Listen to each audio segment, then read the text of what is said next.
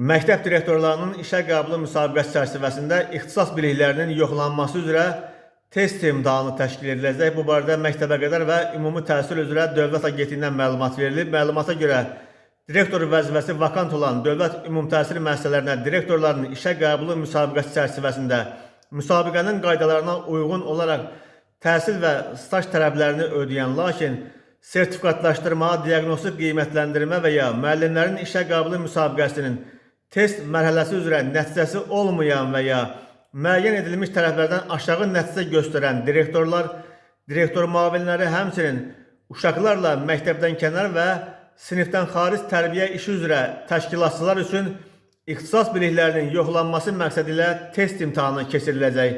Bildirilib ki, imtahan namizədlərin ixtisas fənlərinə uyğun olaraq mayın 2-sində, 3-ündə, 10-unda və 11-də təşkil olunacaq.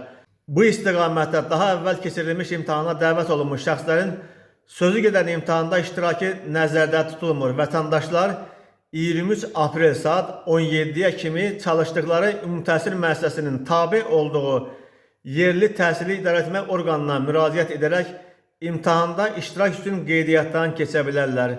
Müraciət zamanı şəxsiyyət vəsiqəsinin və ali təhsil haqqında sənədin təqdim edilməsi tələb olunur.